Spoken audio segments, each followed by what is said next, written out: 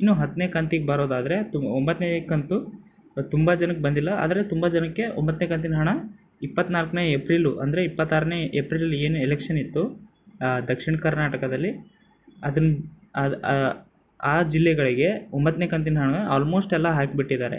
ಇನ್ನೂ ಕೆಲವೊಬ್ಬರಿಗೆ ಬಂದಿಲ್ಲ. ಅದು ಎದಕ್ಕೆ ಬಂದಿಲ್ಲ ಅಂತ ಕೂಡ ಹೇಳ್ತೀನಿ ನಾನು. ತುಂಬ ಜನಕ್ಕೆ 9ನೇ ಕಂತಿನ ಹಣ ಹಾಕಿದ್ದಾರೆ. ಅಂದರೆ ಅದ್ರ ಜೊತೆ ತುಂಬ ಜನಕ್ಕೆ ಕೂಡ ಬಂದಿಲ್ಲ. ಅದ್ರ ಜೊತೆ 1ರಿಂದ 9ನೇ ಕಂತು ಇನ್ನೂ ಒಂದು ಕಂತು ಕೂಡ ತುಂಬ ಜನಕ್ಕೆ ಬಂದಿಲ್ಲ. ಅದ್ರ ಜೊತೆಗೆ 7, 8, 9 ಕಂತು ಪರ್ಟಿಕ್ಯುಲರಾಗಿ 7, 8, 9ನೇ ಕಂತಿನ ಹಣ ಕೂಡ ತುಂಬ ಜನಕ್ಕೆ ಬಂದಿಲ್ಲ. ಅದಕ್ಕೆ ಏನು ಕಾರಣ, ಅದಕ್ಕೆ ಏನು ಮಾಡಬೇಕು ಅಂತ ನಾನು ಹೇಳ್ತೀನಿ. ಈಗ 7, 8, 9ನೇ ಕಂತಿನ ಹಣ ಯಾರಿಗೆ ಬಂದಿಲ್ಲಲ್ಲ ಅವರು ಯೋಚನೆ ಮಾಡೋ ಅಗತ್ಯ ಇಲ್ಲ. ಯಾಕಂದರೆ ಮುಂಚೆನೇ ನಿಮ್ಮದು ಹಣ ಬಂದಿದೆ ಅಂದರೆ ನಿಮ್ಮ ಅಪ್ಲಿಕೇಶನ್ ಅಲ್ಲಿ ಏನೂ ಪ್ರಾಬ್ಲಮ್ ಇರೋದಿಲ್ಲ. ಹಾಗಾಗಿ ನೀವು ಸ್ವಲ್ಪ ವೇಟ್ ಮಾಡಬೇಕಾಗುತ್ತೆ. ಸ್ವಲ್ಪ ಬಜೆಟ್ ಕಮ್ಮಿ ಇರೋದ್ರಿಂದ ವೇಟ್ ಮಾಡಬೇಕಾಗುತ್ತೆ. ಇನ್ನು 1ರಿಂದ 9ನೇ ಕಂತಿನ ಹಣ ಯಾರ್ಯಾರಿಗೆ ಬಂದಿಲ್ಲ ಅವ್ರು ಏನು ಮಾಡಬೇಕು ಅಂದರೆ 1ರಿಂದ 9ನೇ ಕಂತಿನ ಹಣ ಯಾಕೆ ಬಂದಿಲ್ಲ ಅಂದರೆ ನಿಮ್ಮದು ಅಪ್ಲಿಕೇಶನ್ ಏನಿರುತ್ತೆ ಅದು ಮೋಸ್ಟ್ಲಿ ತಪ್ಪಾಗಿರ್ಬೋದು. ಇಲ್ಲಾಂದರೆ ನಿಮ್ಮ ಬ್ಯಾಂಕಲ್ಲಿ ಆಧಾರ್ ಸೀಡಿಂಗ್ ಆಗಲೇ ಇಲ್ದಿರೋ ಅಕೌಂಟ್ ಕೊಟ್ಟಿರ್ಬೋದು, ಇಲ್ಲ ಅಕೌಂಟ್ ಡೀಟೇಲ್ಸ್ ತಪ್ಪಿರ್ಬೋದು. ಹಾಗಾಗಿ ನೀವು ಒಂದು ಸಲ ಹೋಗಿ ಅಪ್ಲಿಕೇಶನ್ ಸ್ಟೇಟಸ್ ಏನು ಸೇವಾ ಸಿಂಧು ಪೋರ್ಟಲ್ ಹೋಗಿ ನಿಮ್ಮ ಗೃಹಲಕ್ಷ್ಮಿ ಅಪ್ಲಿಕೇಶನ್ ಸ್ಟೇಟಸ್ ಚೆಕ್ ಮಾಡಬೇಕು.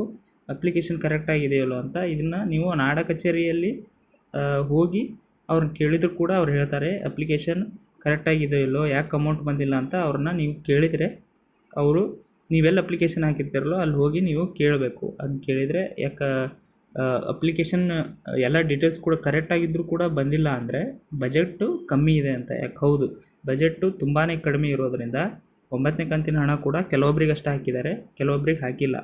ಮತ್ತು 1ರಿಂದ 9ನೇ ಕಂತಿನ ಹಣ ಕೂಡ ಹಾಗೇ ಆಗಿದೆ.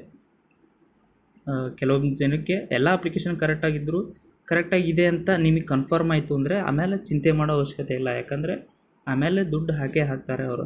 ಇನ್ನು ಅಪ್ಲಿಕೇಶನ್ ತಪ್ಪಿತ್ತು ಅಂದರೆ ಈಗಲೇ ಸರಿ ಮಾಡ್ಕೋಬೇಕು, ಇಲ್ಲಾಂದರೆ ಮುಂದೆ ಕೂಡ ಹಣ ಬರೋದಿಲ್ಲ. ಉತ್ತರ ಕರ್ನಾಟಕದ ಎಲೆಕ್ಷನ್ನು ಯಾವಾಗಿದೆ ಅಂದರೆ ಮೇ 7ಕ್ಕಿದೆ.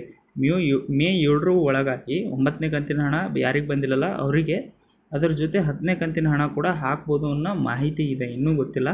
ಮೇ 7ಕ್ಕಾದರೂ ಹಾಕಲಿಲ್ಲ ಅಂದರೆ 8, 9, 10 ಇಲ್ಲ 10ರ ಮೇಲ್ಪಟ್ಟು 5 ದಿನ ಅಂದರೆ ಮೇ 7ಕ್ಕೆ ಎಲೆಕ್ಷನ್ ಮುಗುತ್ತೆ. 8, 9, 10 ಅದು ಬಿಟ್ಟು 5 ದಿನದ ಒಳಗೆ ಅಂದರೆ ಮೇ 15ರ ಒಳಗಾಗಿ 10ನೇ ಕಂತಿನ ಹಣ ಕೂಡ ಬರುತ್ತೆ ಅಂತ ಹೇಳಿ ಒಂದು ರೂಮರ್ ಇದೆ. ಏನು ಅದು ವಿಷಯ ಹರಿದಾಡ್ತಿದೆ, ಅದು ಕನ್ಫರ್ಮ್ ಆಗಿ ಗೊತ್ತಿಲ್ಲ. ಅದನ್ನು 10ನೇ ಕಂತಿನ ಹಣ ಕೂಡ ಬಿಟ್ಟ ತಕ್ಷಣವೇ ನಾನು ನಿಮಗೆ ವಿಡಿಯೋ ಮಾಡಿ ಹೇಳ್ತೀನಿ. 10ನೇ ಕಂತಿನ ಹಣ ಬಿಟ್ಟಿದ್ದಾರೆ ನೋಡಿ, ಅಕೌಂಟ್ ಚೆಕ್ ಮಾಡ್ಕೊಳ್ಳಿ ಅಂತ ಕೂಡ ನಾನು ಹೇಳ್ತೀನಿ ನಿಮಗೆ.